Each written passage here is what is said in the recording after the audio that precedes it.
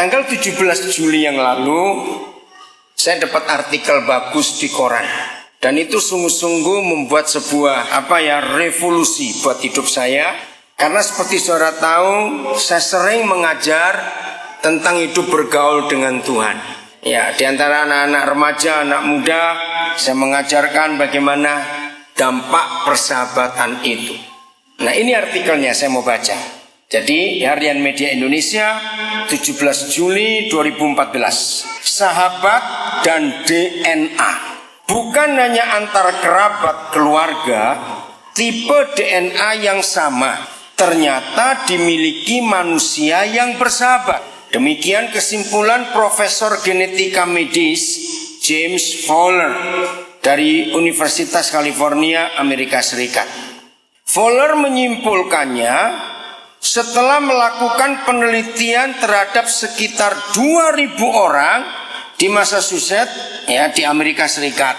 Fowler bersama tim mengamati perbandingan DNA di antara orang-orang yang teridentifikasi sebagai sahabat dan mereka yang bukan.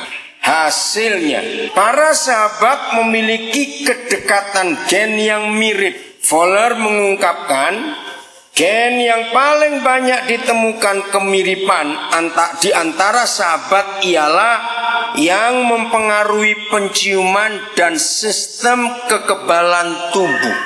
Saudara, untuk berapa saat setelah saya baca artikel ini, saya betul-betul termenung, hebat sekali. Dan ini sebuah revolusi genetika yang dahsyat. Ternyata pengaruh gen itu tidak hubungan darah antara kerabat keluarga, karena persahabatan. Nah, seperti saudara tahu, dalam beberapa konsep pengajaran yang saya ajarkan, bukan cuma di Nabire tapi di banyak tempat, di banyak negara, Alkitab itu literatur tertua yang menuliskan tentang persahabatan. Jadi sebelum kisah Romeo and Juliet, sebelum kisah-kisah maka Kejadian pasal 5 ayat 22, tolong dibuka, Kejadian 5 22. Saudara, itulah literatur tertua yang menuliskan sebuah persahabatan dalam sebuah pergaulan, yaitu antara Tuhan pencipta alam semesta dengan seorang manusia yang namanya Henokh. Dan pergaulan Henokh itu nggak main-main, nggak cuma sekian minggu, sekian puluh tahun, tapi 360 tahun lebih. Udah ya?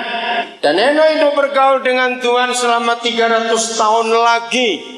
Kejadian 5:22, dan Henokh itu bergaul dengan Tuhan selama 300 tahun lagi. Nah, kata lagi menunjukkan apa, saudara? Tambahan, tadinya sudah. Setelah ia memperanakan Metusalah dan ia memperanakan anak-anak lelaki dan perempuan. Ini cuma intermezzo saja. Hanya orang Jawa yang ngerti ini. Jadi kalau ada saudara, keluarga sudah nggak ingin punya anak lagi, lalu tiba-tiba muncul, namakan, ini bahasa Jawa, Metusalah. Yang nggak Jawa nggak ngerti. Ya, oke. Nah, bukannya. Ya, tertawa dulu dah. Oke, lihat ayat 24. Ya, apa dampaknya pergaulan itu? Dan Henokh hidup bergaul dengan Tuhan, lalu ia tidak ada lagi. Saudara, kata ia tidak ada lagi itu saya nggak berani khotbah, karena saya nggak ngerti maksudnya kenapa tidak ada lagi. Tapi setelah 17 Juli saya membaca artikel ini, saya baru berani ngomong. Kenapa tidak ada lagi? Sebab ia telah diangkat oleh Tuhan. Saudara, ini konsep yang luar biasa.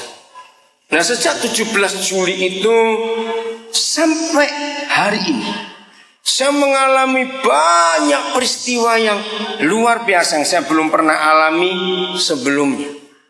Nah, saya mundur lagi. Dalam beberapa pengajaran yang saudara pasti pernah dengar, saya ajarkan kepada banyak orang di banyak tempat. ada 3 dampak pergaulan persahabatan itu yang umum di antara anak-anak. Maka itu bagi yang punya anak remaja, saya ulangi lagi pelajaran hari Rabu yang lalu ya tentang anak remaja itu. Lihat, ketika anak-anak kita mencapai usia remaja dan mereka punya dunia remaja, dan ciri utama remaja adalah punya sahabat. Betul? Dengarkan pertanyaan saya. Orang tua pasti akan tahu ini. Ketika anak-anak remaja kita punya sahabat, mereka lebih mendengar orang tuanya atau lebih mendengar sahabatnya?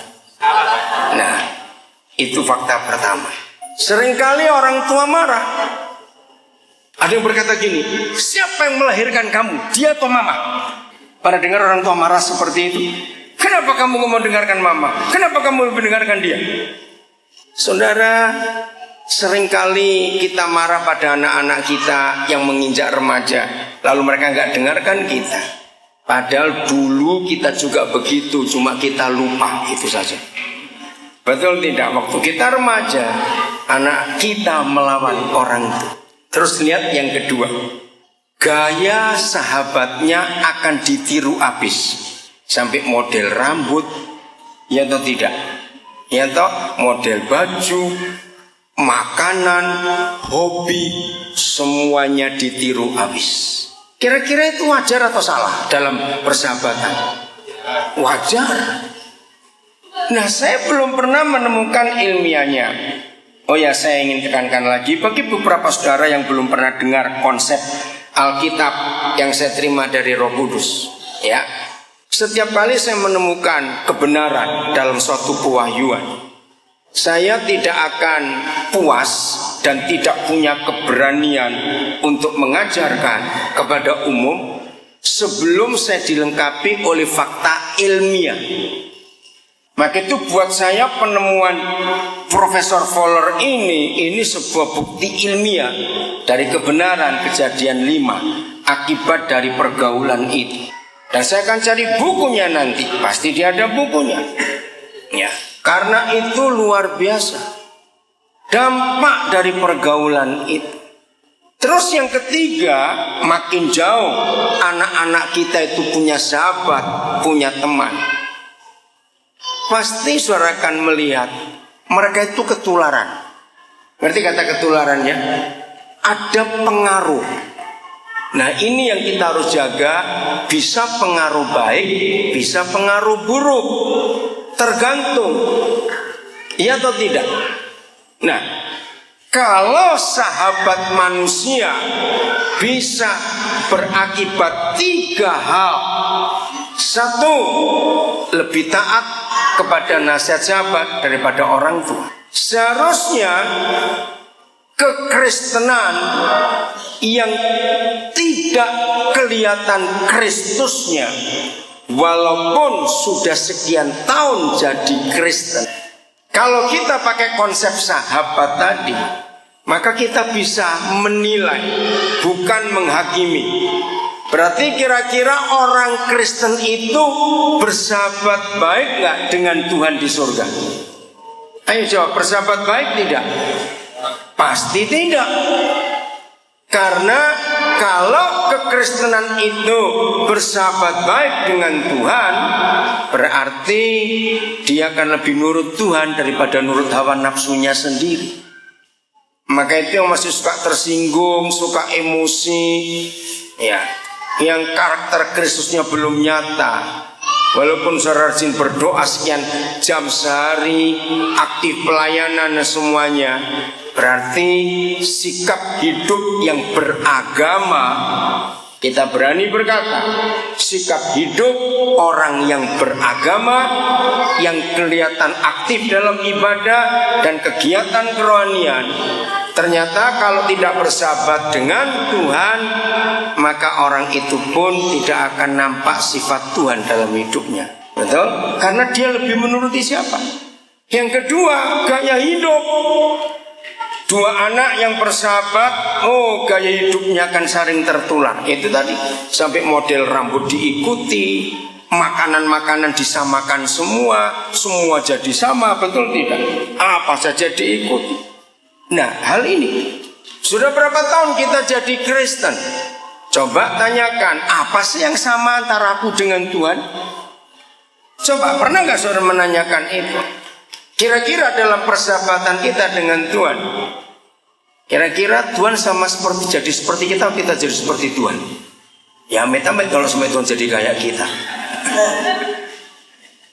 Betul? Nggak mungkin itu. Harusnya kita yang akan jadi sama seperti dia. Lalu yang ketiga, saudara, kedekatan itu akan punya pengaruh yang luar biasa. Jadi ini penting sekali. Kalau saudara menemukan kebenaran, carilah ilmiahnya. Cari. Apa itu ilmiahnya? Maka kebenaran bersama dengan ilmiah akan jadi kekuatan yang luar biasa. Nah, maaf ya, saya cerita ini agak kurang baik, tapi saya baru sadar hari Rabu yang lalu. Ya, ketika saya lagi bergumul betul, Ciluis nggak tahu akan hal ini. Nah, yang saya kaget dikatakan begini, dampak. Fowler mengungkapkan gen yang paling banyak ditemukan kemiripan di antara sahabat ialah yang mempengaruhi penciuman dan sistem kekebalan tubuh. Hari Kamis saya berangkat ke Singapura, bukan untuk pelayanan, tapi ada seorang anak muda, saya belum kenal. Adiknya itu anak rohani saya. Awal Juni yang lalu anak ini kecelakaan. Nanti saya akan ceritakan kecelakaannya apa. Nah, Roh Kudus sudah pesan saya, sampaikan kebenaran ini. Nah, saya ini cari waktu untuk ke Singapura, sulit sekali waktunya. Nah, baru berangkat hari Kamis. Tapi karena tiba sudah sore, sehingga saya nggak sempat ke rumah sakit. Jumatnya baru saya ke rumah sakit. Lama saya nemanin dia. Tuhan cuma pesan saya dua hal untuk menyampaikan. Nanti saya akan cerita tentang saudara kita ini. Kecelakaannya di dekat kota Mobagu sana, awal Juni yang lalu. Nah, Jumat, lalu Sabtu saya ada kesibukan lain. Sabtu malam saya pulang ke Jakarta. Nah, ternyata pesawat delay 2 jam lebih, sehingga saya tiba di Jakarta itu jam 1 lewat. Jam 7 pagi saya ada pelayanan. Jam 1 lewat tiba, ya sudah beres-beres, saya baru bisa tidur itu antara setengah 3 jam 3. Nah, bayangkan jam 6 saya harus bangun. Hari itu 3 kali pelayanan. Siang saya punya waktu istirahat sebentar. Selesai pelayanan malam, saya kemas-kemas barang, karena pesawatnya ke Ambon untuk ke Nabire itu jam setengah 1 pagi. Tiba di Ambon pagi jam 7 lewat. Nah, nunggu pesawat Wings yang ke Nabire itu jam 1. Nah, di airport Ambon saya nggak bisa istirahat. Saya ketemu Pak Daud, ketemu Pak Tony juga yang dari SP. Nah, saudara, saya jadi kurang tidur. Maaf, saya cerita, Senin di airport Ambon itu, maaf, 3 kali saya buang-buang air, dan itu air betul-betul air. Tiba di Nabire tambah 2 kali lagi Senin malam itu. Tapi aneh, nggak ada rasa sakit. Jadi mules juga tidak, maka itu saya diam saja. Selasa 8 kali saya, dan air semua. Nah, saya nggak mau bilang ke istri saya atau telepon Pak Edo untuk minum obat karena nggak rasa sakit. Itu aneh. Meriang juga tidak, tapi ini kok aneh. Hari Rabunya itu 6 kali. Saya itu tidur sampai takut. Ya udah. Kalau kemarin siapa yang lihat ke Rehoboth? Nah, itu 1 kali saya di Rehoboth. Paginya sudah 2 kali kemarin itu. Tadi pagi baru mulai agak normal. Nah, semalam saya itu merenung gini, Papa, kenapa saya sakit? Saya maksa, saya nggak mau minum obat dulu. Saudara, tiba-tiba saya diingatkan tulisan ini, yang DNA itu. Begitu saya ingat kata terakhir, salah satu kedekatan persahabatan adalah sistem kekebalan tubuh. Ngerti maksud? Kenapa enggak gen yang lain yang menular? Satu penciuman, satu kekebalan tubuh. Dan tadi pagi Semalam saya istirahat cuma sebentar karena pagi tadi mesti nganter saudara Rian itu ke airport bersama Pak Daud. Saya baru dapat jawaban. Ngerti maksudnya ya? Saudara, saya bersyukur Tuhan izinkan saya dari Senin sampai Kamis kemarin mengalami sakit itu. Tapi saya nggak merasa sakit sama sekali, tidak. Mules juga tidak, maaf ya, air semua. Aduh, saya nggak pernah itu sampai umur sekian itu sehari sampai 6 kali, 8 kali air semua. Saya cuma maksa minum teh saja. Sama sekali saya nggak makan obat. Ya saya bingung mau obat apa karena saya nggak sakit kok. Kalau mules atau apa ya saya cari obat. Tapi ini nggak sakit. Nah, saya buktikan tulisan itu. Kalau saudara bergaul karib dengan Tuhan, saudara tahu nggak imunnya Tuhan, kekebalan tubuhnya itu hebat nggak kira-kira? Sangat hebat. Ayo biar semuanya itu menular ya kepada kehidupan kita ini. Dan tadi pagi saya bilang, Papa terima kasih. Saya nggak sadar kalau Papa sedang buat saya praktek kebenaran ini. Maka itu dalam segala keadaan percayalah ini. Nah, salah satu lagi seperti yang saudara tahu, begitu banyak masalah yang saya hadapi. Hari-hari ini pun saya sedang banyak masalah. Tapi seperti saudara tahu, 99,99% masalah-masalah yang saya hadapi itu bukan masalah saya. Betul tidak pasti masalahnya orang lain. Maka itu kalau ada orang ngerti kenapa sih kamu itu suka cari masalah, ya saya bilang karena saya mau latihan untuk jadi kuat. Sebab tanpa masalah itu saya nggak akan punya kekuatan. Nah, tapi seperti saudara tahu juga, tidak ada satu masalah pun yang bisa mempengaruhi sukacita saya. Tidak ada satu masalah pun yang bisa mengambil damai sejahtera saya. Walaupun saya harus mengalami dipermalukan, disalahkan, diapakan, tidak. Tadi siang tanpa sengaja ketemu seseorang. Nah, saya lupa. Saya ketemu dia terakhir itu waktu gempa 2004. Nah, tadi ketemu lagi. Dia itu kaget. Ini Pak Daniel. Maksudnya kan saya bilang, loh ya saya Pak Daniel. Kita ketemu terakhir kan waktu gempa itu. Aduh saya lupa. Di mana? Jadi Nabire. Oh ya memang gempa di Nabire. Saya bilang. Kenapa? Dia itu tanya saya. Coba Bapak jujur kepada saya. Bapak ini vitaminnya apa saja? Saya mau ikuti. Loh kenapa? Karena ketemu 10 tahun yang lalu kok masih sama seperti sekarang. Masa saya nggak tua-tua. Nah saya sebulan udahlah gampang kok obatnya. Cari telur cicak 3 kali sehari makan 3 butir. Dia tertawa sudah. Nah dia juga heran gitu loh, kenapa? Ya kalau saya nggak merasa apa-apa, saya nggak pernah tahu. Tapi saya ngomong sukacita, hati yang gembira itu membuat hidup itu jadi tetap semangat. Dan itu serius sudah. Ya saya karena dia bukan Kristen, saya nggak ngomong soal dampak pergaulan ini tadi. Dan waktu coba ketemu sebentar saja. Maka itu mari kita tanya pada diri kita, sedekat apa kita dengan Tuhan. Akhirnya saya ketemu Henok tidak ada lagi. Bukan artinya hilang. Karena ya sudah menyatu dengan Tuhan. Betul tidak? Karena jadi sama, gennya itu jadi sama. Dan itu sungguh luar biasa. Satu ayat lagi sebelum saya cerita tentang yang kecelakaan itu. Mazmur 25 ayat 14. Supaya kalau ada yang sampai pembahasan ini, saudara itu merasa begini. Itu kan Tuhan, itu kan dia, itu kan ini. Ayo saya mau buktikan ini. Mazmur 25 ayat 14. Yahweh bergaul karib dengan orang yang takut akan dia, dan perjanjiannya diberitahukannya kepada mereka. Saya memberi pertanyaan kepada saudara sebelum mengerti ayat ini. Kalau kita baca baik-baik, Yahweh bergaul karib dengan orang yang takut akan dia. Pertanyaan saya, siapa yang mengajak bergaul karib duluan, atau siapa berinisiatif untuk bergaul itu? Ayo jawab, siapa? Yahweh, Tuhan kita.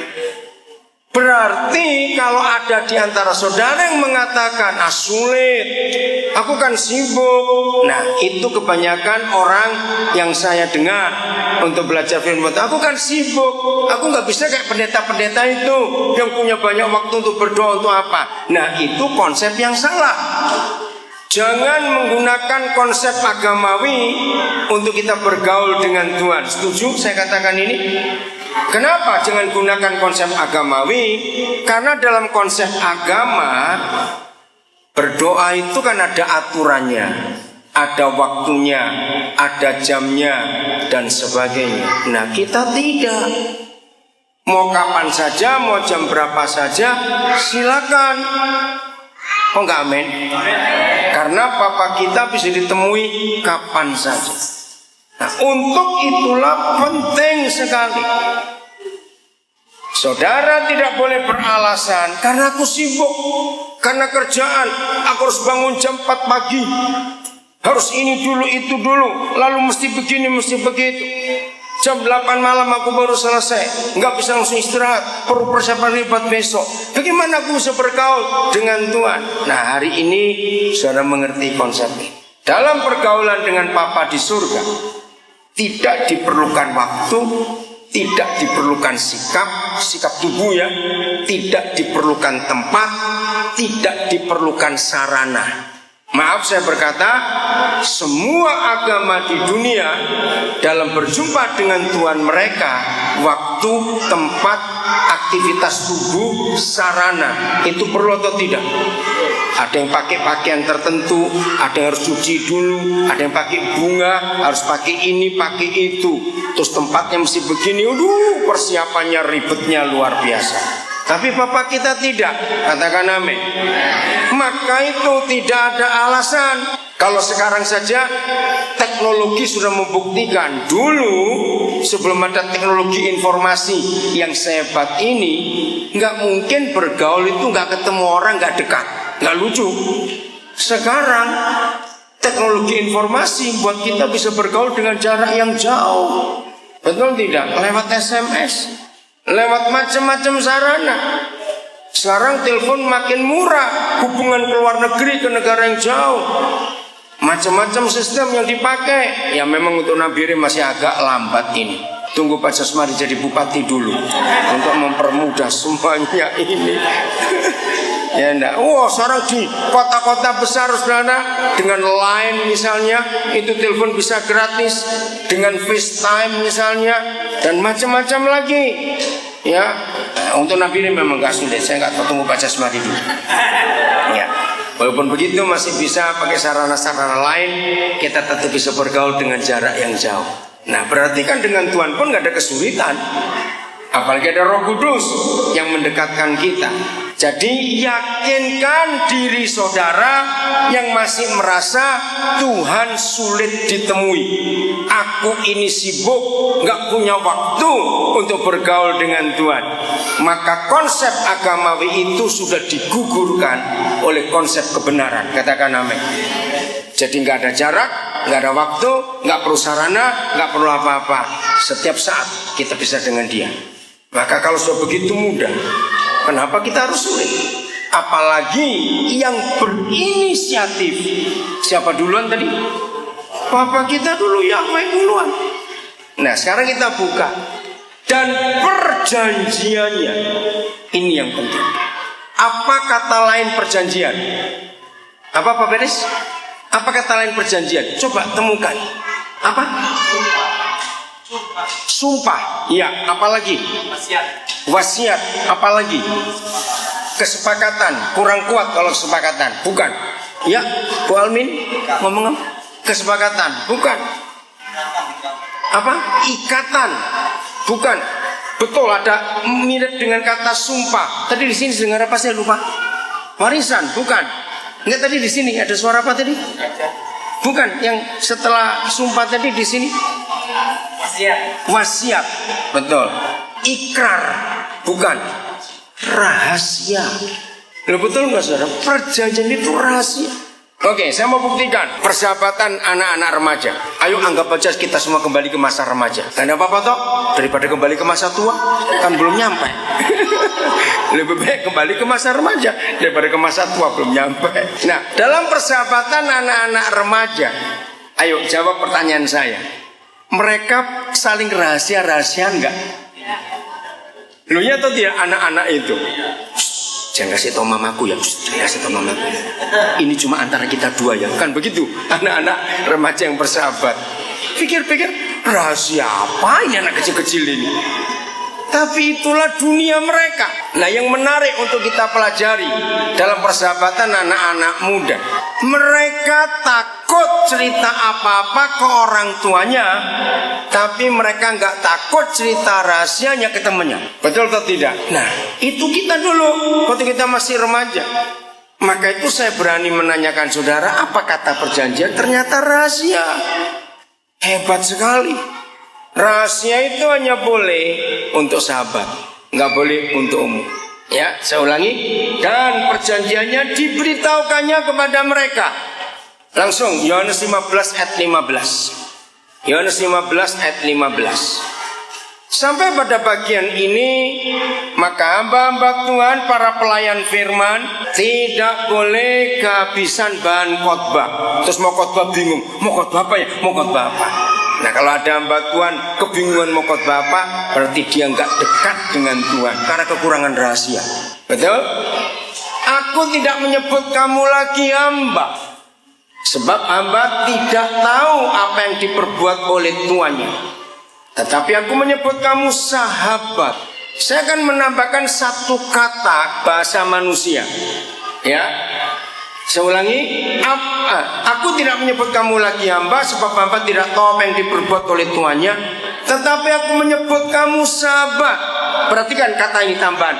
Karena aku telah terlanjur memberitahukan kepada kamu berapa hal, segala sesuatu yang aku dengar dari Bapa. Kira-kira saudara menemukan perbedaan enggak kalau saya tambahkan kata aku telah terlanjur memberitahukan? Kenapa saya perlu tambahkan kata terlanjur? Tadi doa Pak Peris luar biasa. Maka itu saya minta langsung khotbah aja, dia tidak usah doa. Doanya hebat sekali. Siapa kita? Para penjahat ini. Betul enggak? Siapa kita? Para bajingan ini. Bisa dipercaya rahasianya. Sudahlah, nggak usah rahasia negara, kejauhan, ya enggak. Uang saja, PIN ATM saja, betul? Namanya saja personal identity number, artinya itu nomor rahasia.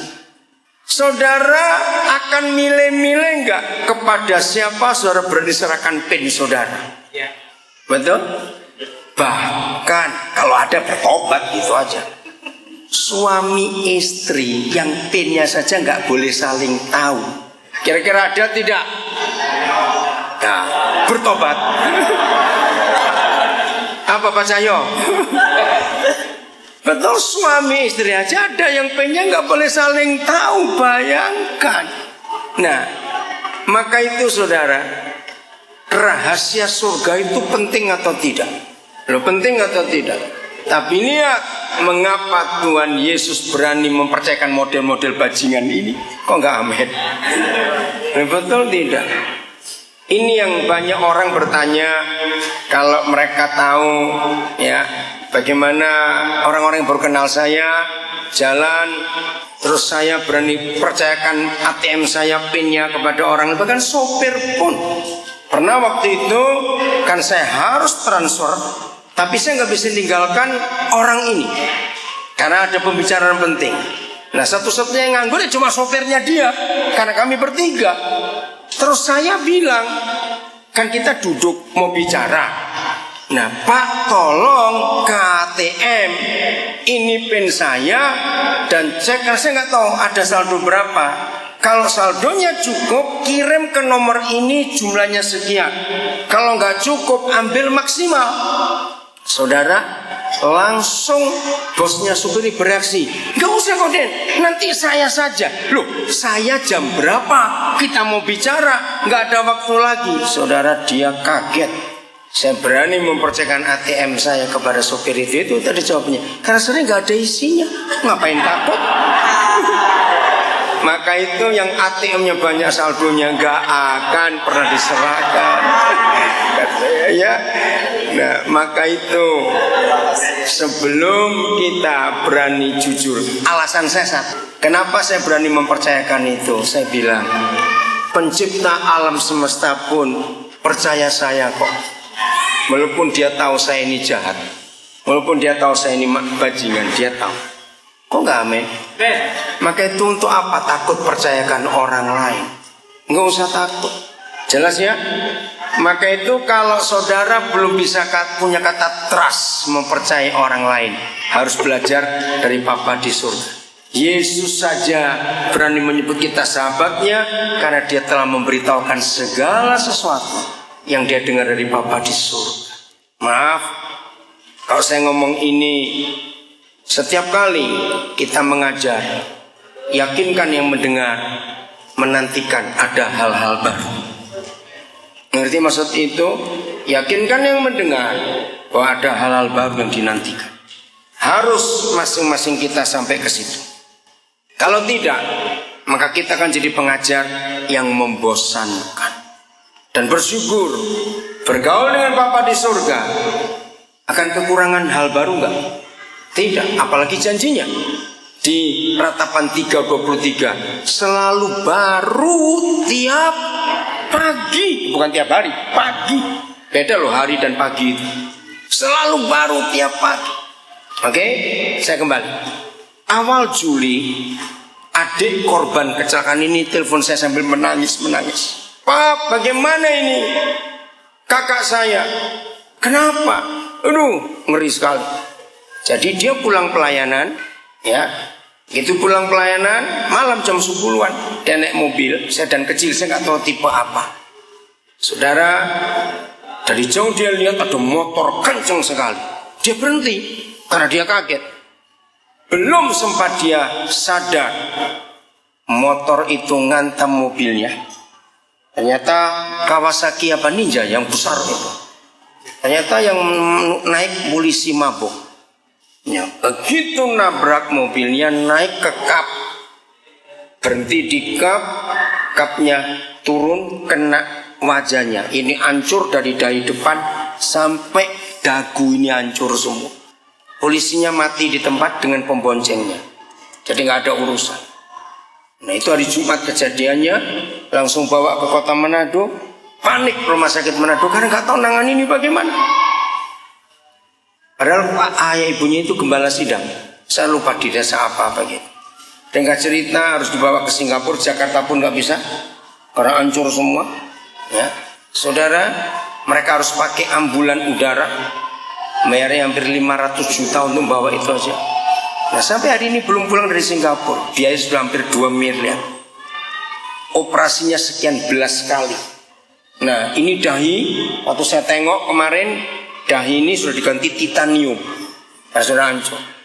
Nah rahang belum pulih betul, dioperasi berapa kali, gigi sudah nggak ada semua.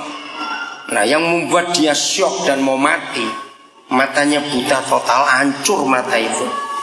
Nah kalau mata itu hancur, kalau apa itu tempurung mata masih aman, masih ada harapan, tempurung mata pun hancur semua. Nah bayangkan pulang pelayanan, belum menikah, baru awal 30-an. Waduh, saya pun telepon gak bisa. Ya saya telepon gak bisa. Kenapa? Karena gak bisa ngomong, hancur semua. Jadi ngomongnya pakai suara dari tenggorokan yang dilubangi itu. Jadi gak bisa terima telepon. Jadi saya monitor paling dengan orang tuanya, saya kuatkan. Nah di situ Roh Kudus tuh ngomong pada saya, kamu ketemui dia, sampaikan 2 hal. 1, Tuhan akan pakai dia. Nah kan sulit ngomong pakai bagaimana? Saya harus ngomong apa? Saya nggak ngalami kok. Ya, yang buat dia stres, dia buta itu. Minggu-minggu pertama dia terus berontak, saudara. Dia ingin cabuti semua selangnya itu, dia mau mati saja. Sampai kaki tangannya diikat di tempat tidur, nah, dia merontak. Yang kedua, saya bilang nanti kalau kamu sampai, suruh semua keluarga keluar, biar kamu sendiri dengan dia. Oh, saya tahu. Pasti ada satu rahasia yang harus disampaikan. Terus saya ngomong. Ya udah, saya diam. Tapi saya cari waktu.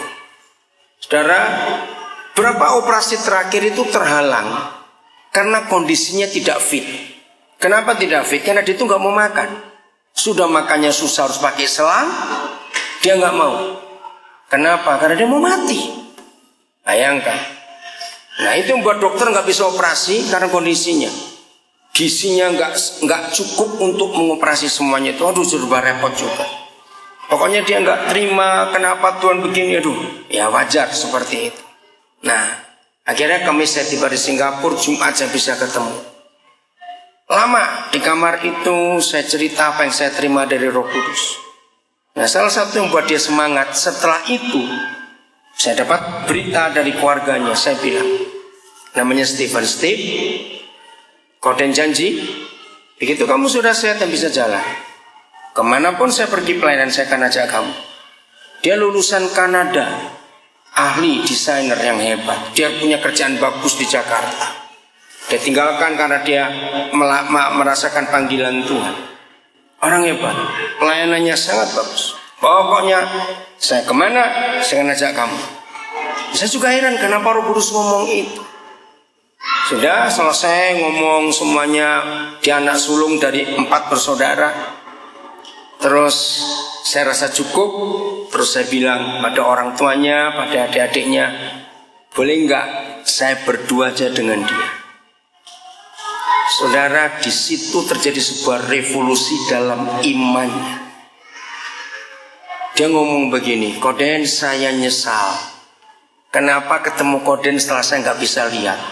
Padahal dari dulu saya pengen ketemu Koden. Aduh, dengar kata-kata itu bilang, ya nggak ada yang terlambat. Nah udah, Steve, ini yang Roh Kudus katakan. Kita hanya berdua di ruangan ini, yang lain sudah keluar. Sekarang kamu mulai cerita apa yang kamu ingin sampaikan. Saya berjanji di hadapan Tuhan, saya nggak akan ceritakan kepada siapapun juga apa yang kita diskusi di kamar. Saudara, dia menangis, saudara. Tapi saya nggak tahu air matanya keluar kemana. Kan ditutup. Saya sudah siapkan tisu, dia nggak lihat saya nyiapkan tisu. Kalau saya emotif lihat fotonya, ada jahitannya rata dari bawah telinga sampai ke telinga sebelah, ganti titanium. Dia menangis, saudara. Tapi kok nggak lihat air mata, ya sudah saya diamkan, saya pegang tangannya. Sekian bulan, jadi hampir 2 bulan lebih dari awal Juni sampai tanggal berapa Agustus minggu yang lalu itu. Baru sekarang ada orang yang ngerti saya. Saya memang cari orang kepada siapa saya mau curhat, saya mau cerita semua. Kenapa ini terjadi? Saya kaget juga. Dia cerita, saudara. Di tengah-tengah cerita sempat ngomong, Koden betul nggak ada orang di sini? Betul, Steve. Coba Koden tenang sebentar. Coba kamu dengar. Dan cuma dengar suara mesin itu aja. Ngomongnya agak susah. Karena harus tarik nafas, kan keluar udara itu dari tenggorokan. Saudara, dia mengalami kelegaan yang luar biasa. Karena dia bisa cerita semua. Ya ternyata mereka di luar. Ya mamanya khususnya ngomong, iya kenapa kita nggak pernah mikir untuk dia itu cari seseorang yang dia bisa percaya mau cerita apa saja. Jadi kira kami diskusi lagi. Ngerti ya maksudnya? Nah, saudara, kalau bukan karena Papa yang bicara kepada saya mengerti, mana ngerti juga. Dia itu nggak cuma perlu medis, tapi dia itu perlu tempat untuk dia keluarkan semua. Nah, sejak itu sampai hari ini, tadi saya terima berita lagi, operasi sedang dipersiapkan. Karena dia mulai fit, dia punya semangat. Dia bilang sejak hari Sabtu dia mulai tertawa pertama kali sejak awal Juni. Waktu saya dengar itu saya bilang, Tuhan kau baik. Pertama kali dia bisa tertawa. Saya tanya kenapa? Yaitu karena adiknya manggil saya papi mau ngajak dia pergi untuk dia saksi. Saya ingat sejarahnya Louis Braille. Siapa dia? Pernah dengar nama Braille? Louis Braille, anak muda, orang Prancis. Papanya itu tukang pelana kuda, pembuat pelana kuda. Nah waktu Louis masih umur menjelang 8 tahun, dia itu maksa papanya untuk ngajari dia menata. Tahu tata ya? Kan kulit terus ditata dengan tata itu. Nah, dia maksa. Ya, akhirnya papanya kasih, ya udah ini buat. Namanya anak kecil. pertama kali dia menata. Menata tahu ya, N-A-T-A-H, bukan nata noto itu ya. Menata ya. Bahasa lain apa ya kalimat? Pahat, iya, pahat ya. Ternyata mata pahatnya lepas, kena matanya. Dan zaman itu belum ada pengobatan medis itu, awal abad 19 tahun 1800-an. Anak ini buta. Ya, orang tuanya juga sedih. Sedih buta gara-gara itu. Ulang tahun pertama setelah dia buta, sepupunya itu memberi hadiah mainan dari buah cemara. Tahu ya buah cemara yang seringkali buat hiasan Natal itu. Nah karena dia buta kan dia raba-raba. Nah dia rasa ini kok ada bintik-bintik, ini apa ini? Saudara, disitulah Tuhan bicara kepada dia. Ternyata orang buta itu bisa membaca kalau ada bintik-bintik. Maka sejak itu Louis Braille berusaha menemukan huruf Braille sesuai nama. Nah saya ceritakan pada Steve ini, kebutaanmu tidak akan membuat kiamat di hidupmu. Kebutaanmu akan menolong banyak orang. Saya ceritakan tentang Nick Vujicic juga. Ingat anak pendeta yang di Brisbane, lahir tanpa kaki, tanpa tangan, sekarang jadi motivator hebat. Nah karena saya asik ngomong saudara, saya itu lupa. Ayo Koden sekarang tunjukkan foto dia di kereta anaknya. Aduh baru sadar, mau lihat bagaimana. Itu kan ada di HP saya, foto-foto selalu simpan. Aduh sorry Steve, sorry saya bilang begitu karena terlalu asik ngomong. Ya terakhir saya dapat foto Nick Vujicic kan sudah menikah. Dia menikah 10 Februari 2012. 2013 anaknya lahir. Anaknya nggak cacat juga, cowok juga anaknya. Nah saya dapat kiriman foto itu, Nick bawa sepeda tapi yang pakai elektrik, dan anaknya ditarik pakai kereta anak-anak di belakang. Kan lucu, dia nggak punya tangan, nggak punya kaki, bisa narik anaknya jalan. Nah itu saya mau tunjukkan, saya salah ngomong kayak gitu, minta maaf, dia nggak bisa lihat. Nah jadi saya yakinkan dia, nah besoknya itu dia bisa tertawa. Ini soal operasi terakhir, tinggal tunggu pemulihan. Operasi terakhir itu operasi hidungnya. Jadi dokter buat tulang baru untuk hidungnya, hidungnya pun hancur sudah. Bisa bayangkan, kita nggak mengerti kenapa itu terjadi. Wah, karena saya sudah janji untuk jadi, saya pun nggak akan jadi kenabiri nanti untuk dia memberi kesaksian. Nah, itulah arti persahabatan. Sampai orang tuanya bilang, ya kenapa kita nggak pernah mikir cari orang yang dia percaya. Ada yang datang situ banyak, teman-temannya kok pada datang. Nah, saya bilang inilah hikmat dari Roh Kudus. Maka itu kalau kita bergaul dengan Tuhan, saudara, banyak hal yang akan kita ketularan dia. Amin. Banyak. Untuk itu ayo mulai hari ini, makin hari kita makin akrab dengan dia. Amin. Bagian yang terakhir, coba hidup Simson. Hakim-Hakim pasal 13. Kita bergaul dengan Tuhan, ada banyak orang tidak bisa mengerti ya. Hakim-Hakim pasal 13.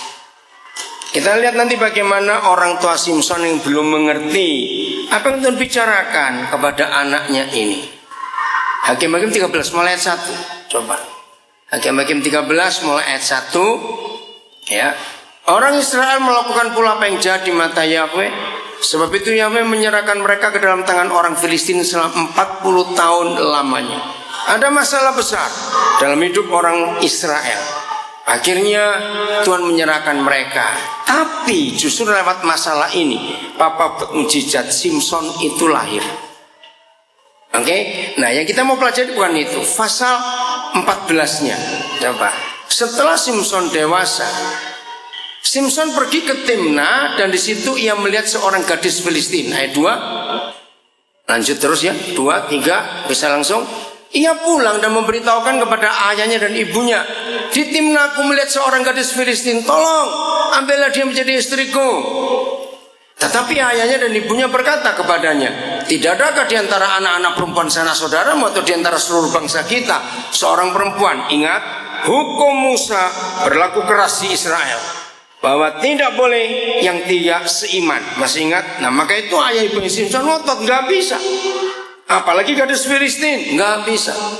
Sehingga engkau pergi mengambil istri dari orang Filistin, orang-orang yang tidak bersunat itu. Tetapi jawab Simpson kepada ayahnya, ambillah dia bagiku, sebab dia kusukai. Saya harap firman ini tidak membuat saudara salah persepsi dalam mengerti kebenaran. Lihat ayat 4. Mengapa Simpson ngotot? Mengapa ayahnya pun ngotot? Nah ini loh masalahnya. Tetapi ayahnya dan ibunya bagaimana? Tidak tahu bahwa hal itu daripada Yahweh asalnya. Saya tanya dulu, apa yang ayah ibunya nggak tahu yang berasal dari Yahweh? Ayo, apa yang mereka orang tua tidak tahu bahwa itu berasal dari Yahweh Tuhan? Ayo mikir saudara, nggak dengar? Iya, keinginan menikah dengan bangsa kafir. Saudara, saya sempat terhenti beberapa hari pertama kali saya belajar ini. Masa Tuhan melanggar firman-Nya sendiri? Betul tidak? Kenapa itu datang dari Yahweh? Akhirnya kita tahu Simpson jadi menikah nggak dengan gadis Timna itu? Jadi nikah tidak? Tidak. Itu hanya cuma alasan. Akhirnya gadis itu mati terbakar, bukan? Ingat yang ekor serigala diikat pakai api itu? Kurang ajar Simpson ini memang. Akhirnya saya baca lagi. Tetapi ayahnya dan ibunya tidak tahu bahwa itu daripada Yahweh asalnya. Sebab memang Simpson harus mencari gara-gara terhadap orang Filistin. Karena pada masa itu orang Filistin menguasai orang Israel. Saya minta pulang dari sini setiap pribadi minta hikmat dari Roh Kudus untuk bersahabat dengan Papa, dan makin dekat kita dengan dia, makin banyak orang melihat kita itu aneh. Ngerti nggak? Nah, kalau kita mau jujur dengan pelajaran ini, yang aneh sebetulnya siapa? Iya, nah, yang aneh siapa? Lu ya atau tidak? Ngerti nggak maksud ini? Maka itu ayo kita berubah mulai hari. Apa-apa yang kita lakukan, kita dengar dulu, bergaul dulu, bersahabat dulu dengan Papa di surga. Nah, kalau kita lihat Simpson ini aneh, maka itu ayah ibunya menolak.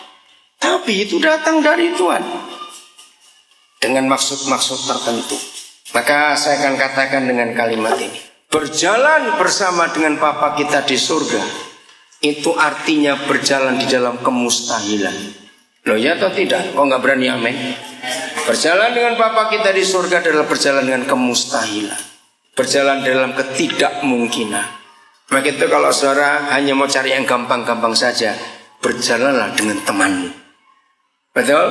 Jangan berjalan dengan Tuhan. Izinkan Roh Kudus membawa kita ke daerah-daerah baru, ke area baru yang kita belum tahu. Itu menyenangkan sekali. Tuhan memberkati kita semuanya.